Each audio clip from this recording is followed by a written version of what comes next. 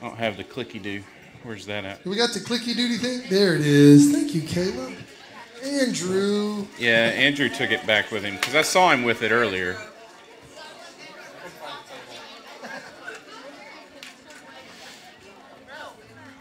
All right.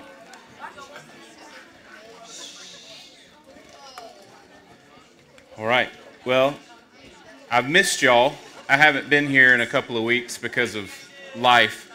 So with the, I was going to say, I was thinking about, like, with the exception of Andrew, it's really nice to see everyone here tonight. But then he went and broke everybody's heart. But at the same time, that's really awesome, though, to know that God, just like with Andrew, God has big plans for each of us in this room. So, to learn more about those plans and to understand what God has for us, we can use His Word. So, with that said, take out your Bibles for me.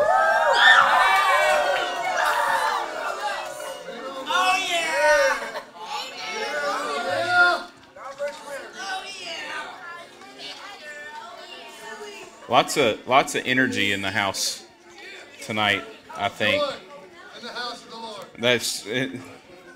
We won't be quiet, will we? Taking it to heart. Taking it to heart. So, all right.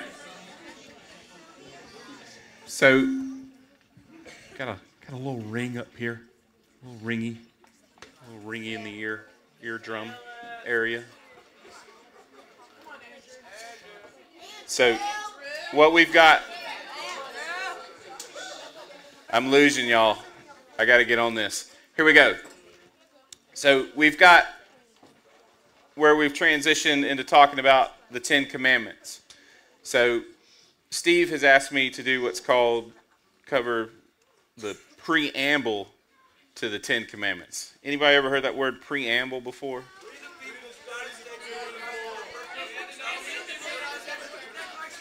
The Independence Declaration is what the decorated independence, yes. All right, so you've heard preamble before. So let's look at the official definition here. So a preamble is an introductory statement. It's the introductory fact or circumstance. So there's a preamble to a lot of things. So y'all mentioned the Declaration of Independence, right? I heard that. I don't know. Or the Independence of Decorations, I think is what you called it. Declaration of Independence. Yeah, so it's an introduction. There's something getting ready to happen. Something that needs your attention. So sort of like what I'm doing right now. We're giving an introduction. We're talking about what's going to happen as we study tonight together. Right. You're so smart. Thank you. So it's something that we're going to prepare for. So the 10 Commandments, big deal, right? Okay. So, yeah, big deal. Yeah, it's okay. You're excited. I know. It's cool. So, God uses His Word to prepare us for that, and He prepared the people of Israel when He gave the 10 Commandments originally. So, let's talk a little bit about history first. So, there's a preparation getting ready to happen in Exodus 19. So, Exodus 20 is where the 10 Commandments are listed out. You probably have seen that before, maybe. But we're going to talk about the preparation that happens in chapter 19. So, I'm going to read through it. It's only like 20 some odd verses. We'll get through it. Just bear with me. And I'm going to point out a couple of things that I think are pretty cool. All right. Here we go. In the 3rd month, on the same day of the month, that the Israelites had left the land of Egypt, they entered the wilderness of Sinai. So you're going to see there's a lot of correlation there between what God is telling them and how he reminds them and how things happen when he talks about where they used to be and what he saved them from. After they departed from Rephidim, they entered the wilderness of Sinai and camped in the wilderness, and Israel camped there in front of the mountain. Moses went up to the mountain of God, and the Lord called to him from the mountain, "This is what you must say to the house of Jacob and explain to the Israelites. You have seen what I did to the Egyptians and how I carried you on eagle's wings and brought you to me. Now if you will listen to me and carefully keep my covenant, you will be my own possession out of all the people, although all the earth is mine, and you will be my kingdom of priests and my holy nation." How much of the earth is his? Part of it? Just a little bit? All of it. All right. Important fact there. These are the words that you are to say to the Israelites. After Moses came back, he summoned the elders of the people and put before them all these words that the Lord had commanded him. Then all the people responded together, "We will do all that the Lord has spoken." So they followed directions, right? You good? You sure? Cool. "We will do all that the Lord has spoken." So Moses brought the people's words back to the Lord.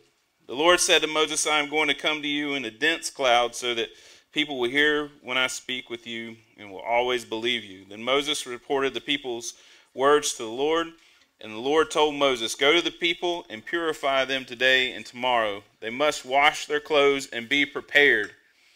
So there's our word, preparation. They had to do some stuff, right? They had to get ready. "And by the third day, for on the third day, the Lord will come on Mount Sinai in the sight of all the people." Isn't it cool how even way back here in Exodus, there's like foreshadowing, there with 3 days. Y'all see that? What else took 3 days? There's Jonah took 3 days. There's also Jesus. We just had Easter, right? And celebrating Easter. Yep. All right. Here's the next part. "Put boundaries for the people all around the mountain and say, 'Be careful that you don't go up on the mountains or touch its base. Anyone who touches the mountain will be put to death. No hand may touch him. Instead, he will be stoned or shot with arrows. Neither animal or man will live. When the ram's horn sounds a long blast, they may go up on the mountain.'" So there's some rules there for them. There's boundaries. "Then Moses came down from the mountain to the people and consecrated them, and they washed their clothes. He said to the people, 'Be prepared by the third day. Do not have sexual relations with women.' On the third day, when morning came, there was thunder and lightning, a thick cloud on the mountain, and a loud trumpet sound, so that all the people in the camp shuddered. Then Moses brought the people out of the camp to meet God, and they stood at the foot of the mountain. Mount Sinai was completely enveloped in smoke because the Lord came down on it in fire. So it was obvious that he was there. Its smoke went up like the smoke of a furnace, and the whole mountain shook violently. As the sound of the trumpet grew louder and louder, Moses spoke, and God answered him in the thunder. The Lord came down on Mount Sinai at the top of the mountain, and the Lord summoned Moses to the top, and he went up. The Lord directed Moses, "Go down and warn the people not to break through to see the Lord, otherwise many of them will die." So a few minutes ago, Steve was talking to us while we were praying, and he said something about taking it for granted that we can talk to God. So it's such a big deal to be in the presence of God. But I think in our little bubble here, I think if we're honest, we take that for granted sometimes. To be in the presence of God for these people, like if they didn't follow these rules, what does it say would happen to them? They would die. That's pretty serious. But sometimes we take that for granted and we laugh and we giggle in the presence of an almighty God who we should have a lot of reverence for and stand in awe of. So that's convicting for me. All right, Pick it up in 23. But Moses responded to the Lord, the people cannot come up to Mount Sinai since you warned us. Put a boundary around the mountain, consider it holy. And the Lord replied to him, go down and come back with Aaron. But the priests and the people must not break through to come up to the Lord, or he will break out in anger against them. So Moses went down to the people and told them. So there's warnings there. He's giving them warnings. He's like, look, y'all, something's getting ready to happen. It's a big deal. You need to prepare for it. If you don't do what I say, in their case, you're going to die. You're not going to make it. All right, so let's take a look here at a couple of things, other things there. So in verses 1 and 2, there's a time and a place that are established. So they have to be in a certain place. They have to be there at a certain time. God's given them instructions. So like, you're going to get this from me, but I need you to be here, be available at this time. I need you to be obedient to do what I'm calling you to do, to get what I'm going to give you. In verses 3 through 6, he talks about covenant between God and Israel. So 3 through 6 says Moses went up to the mountain, and he says in verse 4, you have seen what I did to the Egyptians and how I carried you on eagle's wings and brought you to me. What's the significance of the Egyptians? What's the relationship between the Israelites and the Egyptians? So they had lived in slavery for a long time, right? And God set them free, and they fled. And what happened while the Egyptians were chasing them? They walked across on dry land. The Egyptians were taken up and destroyed. So God's reminding them, hey, look, I have a relationship with you. I've proven that. I need you to do what I'm telling you to do. And so in verse 7 through 8, it talks about there was a consent. So Moses talked to the people, and they said, yeah, we remember that. We'll do what he's telling us to do. So we're still moving through 19. So verse 9, there's a notice given. So what does it say in verse 9? The Lord said to Moses, I'm going to come to you in a dense cloud so that the people will hear when I speak with you and will always believe you. So God's saying, I'm going to show up in a way that's real obvious. People are going to see me, and they're going to know it's from me. In 16 through 20, his glory makes an appearance. And then the last verse there, he goes down to the people, Moses does, and he told them what happened. So I've been up here with God. God's telling me what's going on. Y'all get ready. Something's getting ready to happen.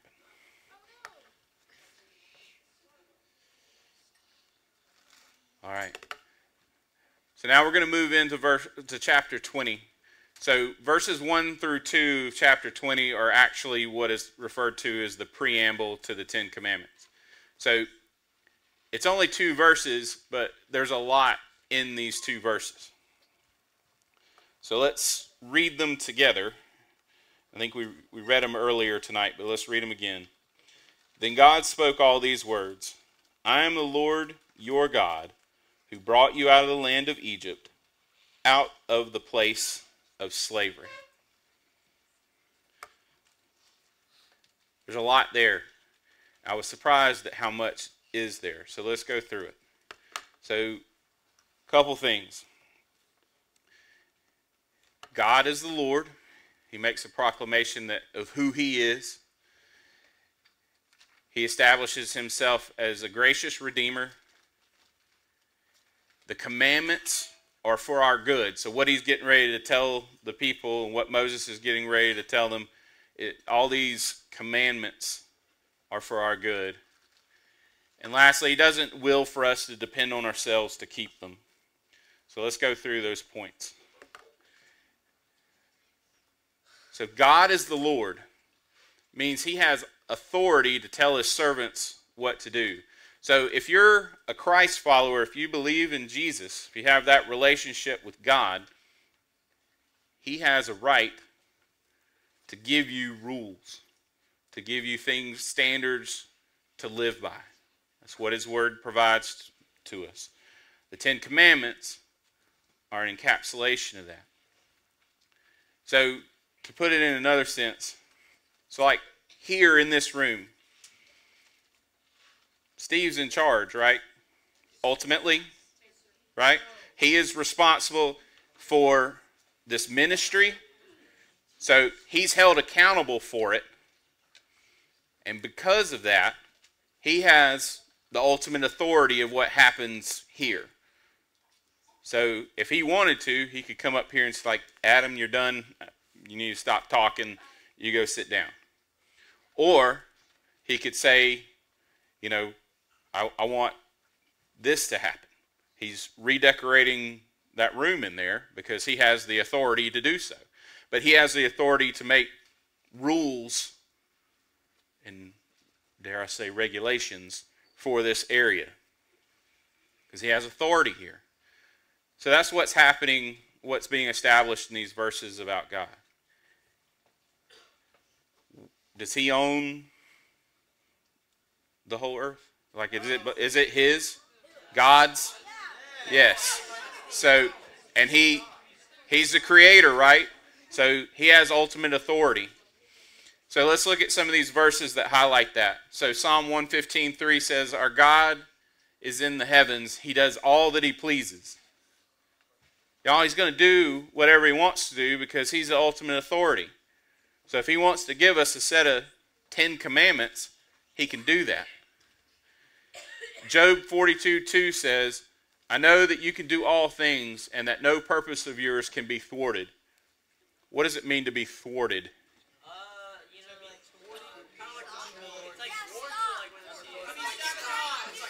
So,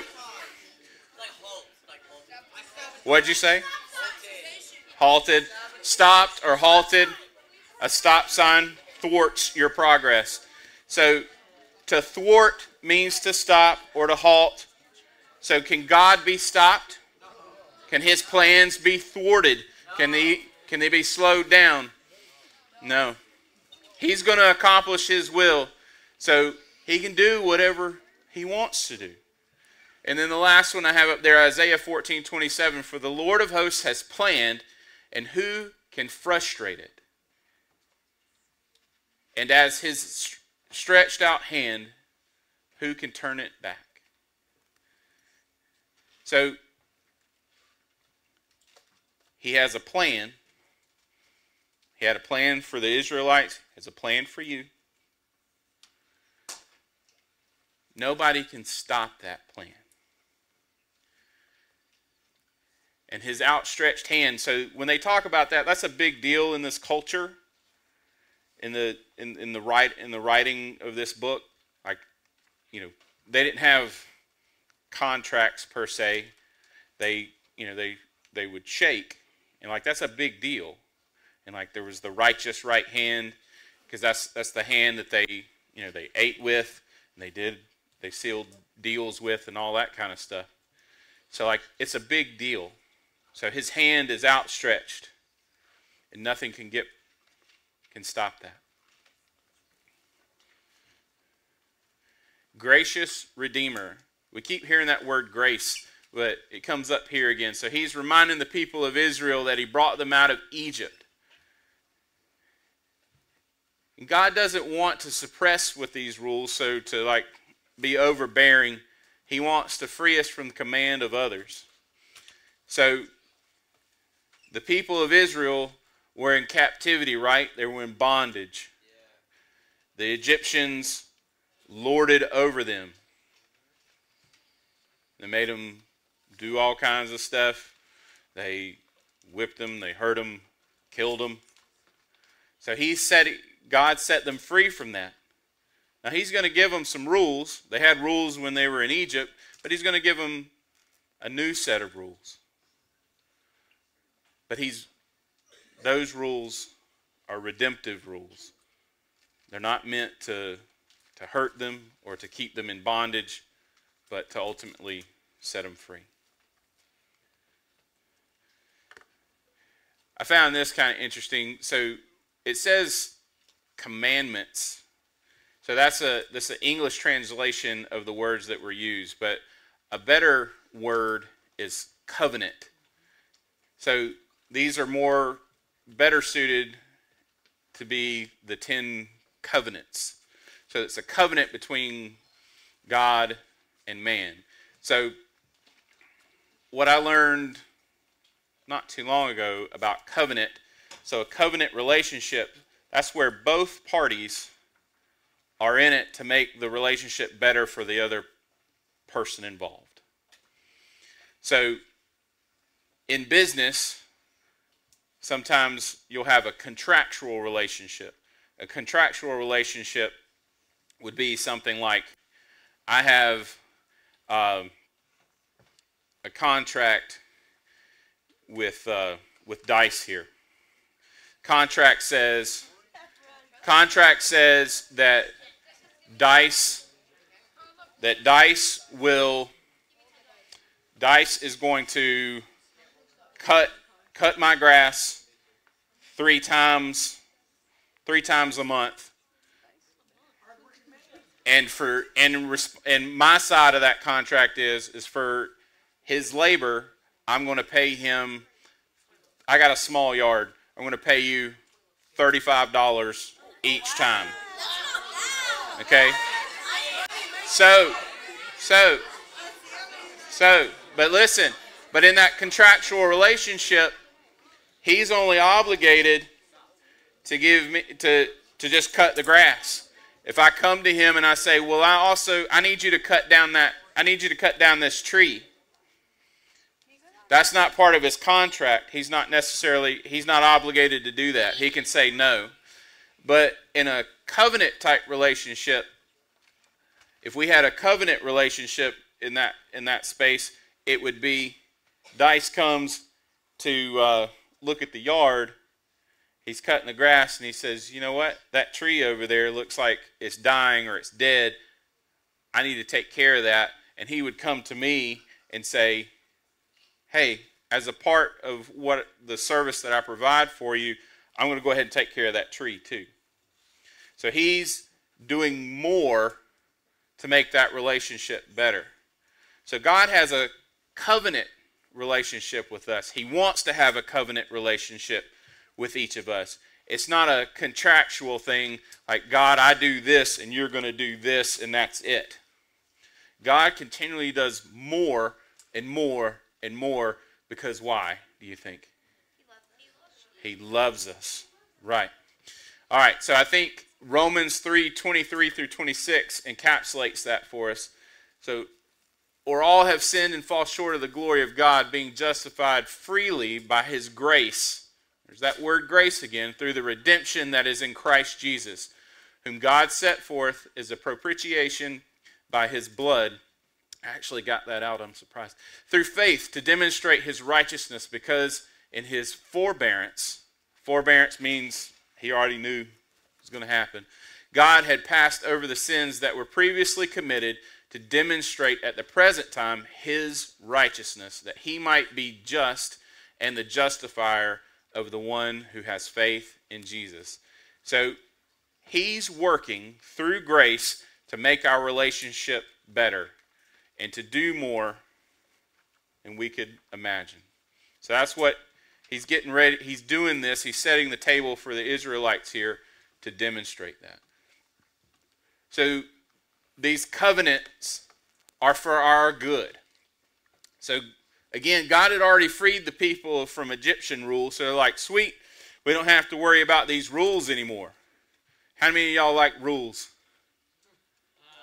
Oh, we got you. It depends. Is it a game? So why do you think there are rules? To keep us safe. Somebody's been listening to his mama. All right. So yes, chaos is a terrible thing. So let's just say, all right, some of y'all think you can play baseball, right? So Maybe some of y'all are really good at softball. Maybe some of y'all are really good at math or soccer or what have you. Okay. You don't have to tell me. I just know. I know by watching and listening. All right. Stick with me. We're almost done, I promise. So let's say you're doing your sport of choice, okay? Or whatever that activity is. Maybe there's, I don't know, we said there's math, maybe there's some sort of science or something like that. I don't know, but you're doing your activity of choice. There are boundaries, there are parameters for that. So for me, baseball is easy to understand, so I'm going to use that one. So if you're playing baseball, there is a umpire or umpires who enforce the rules, right? And there are a ton of rules in baseball. Okay, if the umpire wasn't there and it was up to each team to call their own balls and strikes and outs, the game would go crazy, right? Because, no, that wasn't a strike. Yeah, it was a strike. No, he wasn't out. Oh, yeah, he was out. Back and forth. Chaos ensues. There are rules for math also, right? Some of us operate under the assumption that there are no rules in math, and we end up with some crazy answers. But there are rules there, and because of those rules, we can do things, right? There are parameters, and it allows for rockets to go into space because we understand those rules that are associated with math. So the rules are there to keep us safe, like you said, and to ensure that we know how to operate within the parameters of life.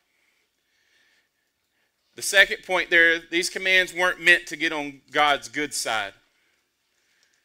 We've talked before in here, no matter how good you are, no matter, as we go through these 10 commandments or covenants, as we go through these, you can keep all of them, and it doesn't matter.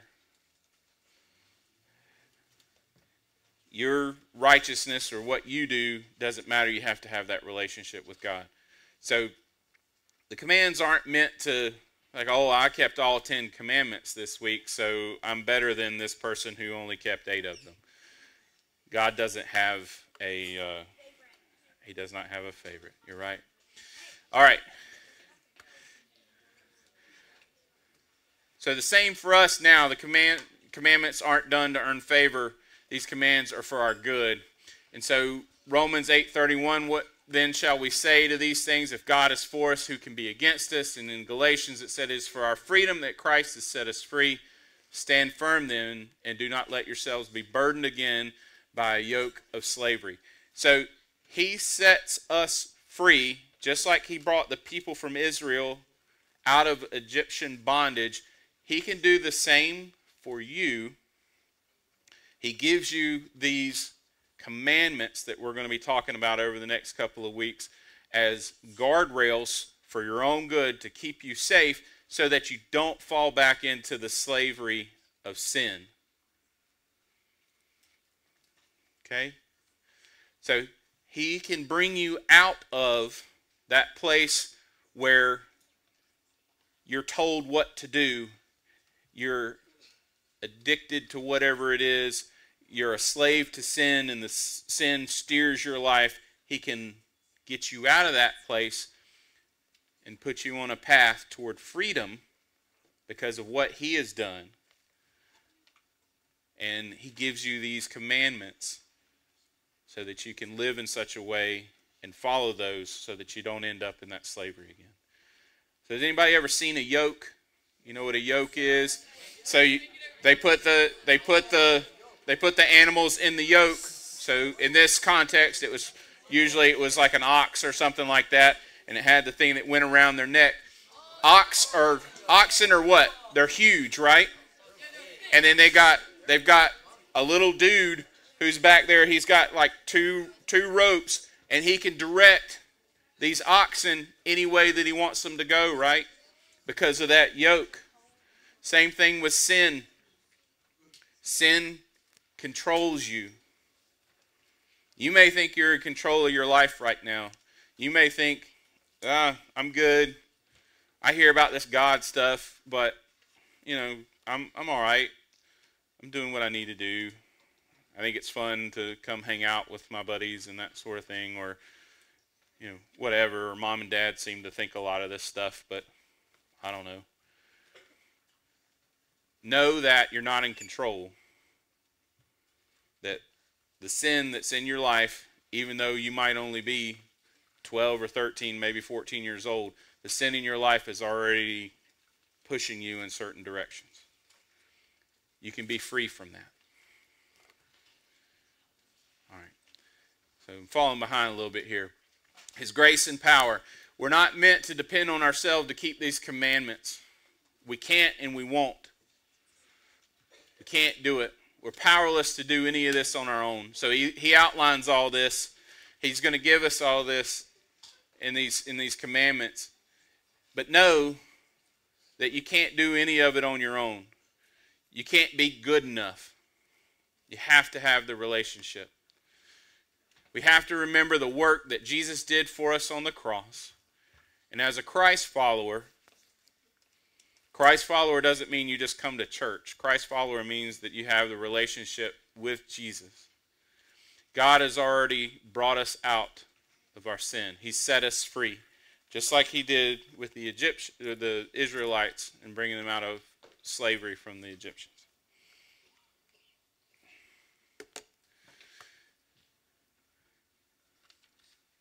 So serving the Lord can only come from a thankful heart for the undeserved mercy given to us by God and the sacrifice of Jesus Christ.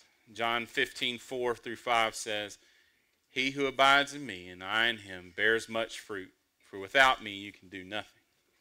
So if you set out to be a good person, and there's a lot of talk these days about I'm a good person, I'm out here trying to find my truth in all this garbage, know that the only source of truth is Jesus. Because he said, I am the way, the truth, and the life. There are other places, other people are out there that will say, I will show you the truth. I will show you the life. But God said, through Jesus said, I am those things.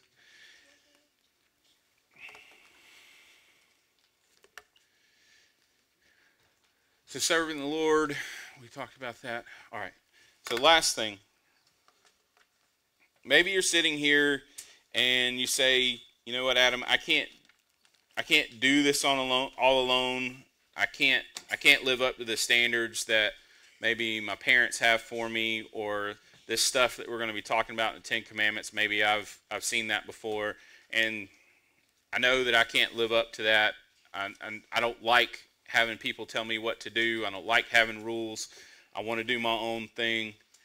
Well, to steal a line from a preacher that I hear a lot, I'm glad you're here. You're not meant to do all this on your own. There's grace for you. We've talked about that a lot. It's unmerited favor from God. He has plenty of it. It never ends.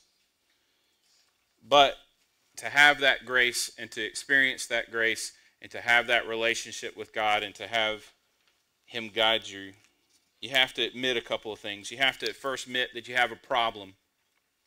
That problem is the sin in your life.